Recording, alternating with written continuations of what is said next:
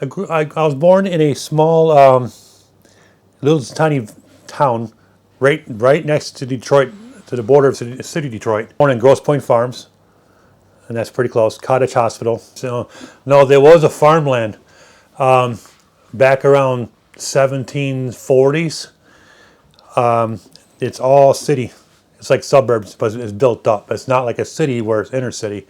So there's no farms there. It's a very affluent area.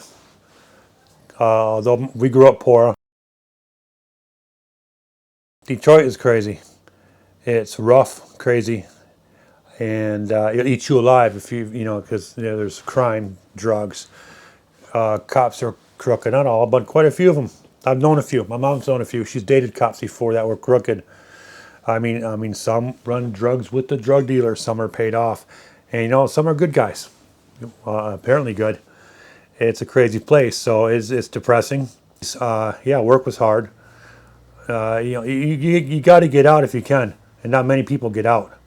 I've known quite a few people going in school that died from drug overdoses.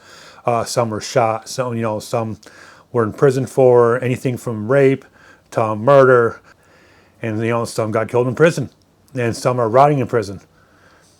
There's a few people I knew from when I was being a child, and they're still in prison 30 years later. It scared the shit out of me as a kid. Jobs weren't easy to get, and when they opened up, I mean, 2 job openings, you got 30, 40 people applying for the job. Because I got experience in welding and I'm just fresh out of a job, it's weird because I could leave a job Thursday, make phone calls Friday, and pop into a couple places and just fill a little job application. I get calls Monday morning and they want me to start that day. And that was just being a welder, because there's not many people can weld. And usually a lot of the welders were older people that are about to retire, and they didn't have that many people that are like in their 20s, kind of when I was then, that would weld. Everybody can do a machine operator job. So the lines be out the door if there's a job posting for a machine operator. That's why I went from there into the welding thing. So there was a demand, but not as many people can do it. So when a job opens up, I'm not going against 80 people. I'm going against 4 others. Oh, everybody wants to work in a restaurant. In a fast food, there's not much skill to it. You just go there and put your time in and you get a paycheck. And so, yeah, a job opens up, there's 30, 40 applications. How do I know? I was a manager at McDonald's when I was 17 in high school. I'd actually do interviews. Now, I'd interview the people who are sending applications in to get hired. So the manager would have me do the interviews, some of these interviews. And I'll go through a stack of 40, 50 applications that we get in 3 or 4 days. I wanted to get out of Detroit. It wasn't so bad with the jobs, it was the area. The drugs, the crime, the crazy stuff. I didn't want to live like that, on the edge all the time. It was actually me going into the Army that got me out. I was 18, turning 19. I talked to a guy I went to school with. Haven't seen him in a few years. And he was going into the Marines. For the first couple of days, you're doing the paperwork. They're taking you the intake and that sort of thing. And then you go to your boot camp. 6, 8, 10 weeks, depends what branch of the military. That's when they test your mettle, I guess, something like that. I think I actually liked it. Because, well, I was eating some good food. The best food I've eaten in a long time.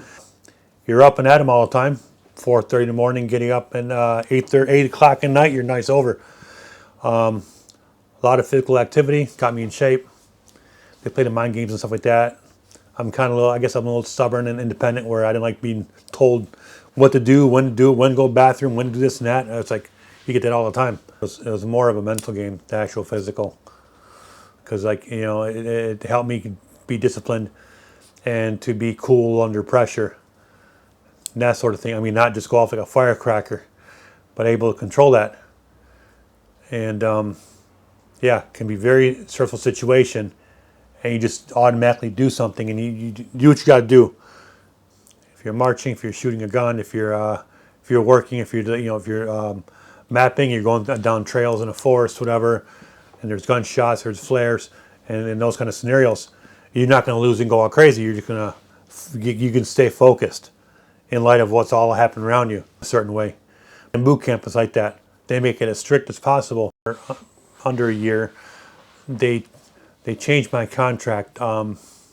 Bill Clinton got into office, and now they changed it up, and I can't do what I want to do anymore. So I just went in and got out. After that, I was stationed in Fort Gordon, Augusta, Georgia. So I was in Georgia for a while, a few months or so. And then I moved to Tennessee. Lived in Tennessee there for about several years. Eastern Tennessee, the Smoky Mountains, Dollywood, Pigeon Forge. So it was quite laid back. People were more laid back.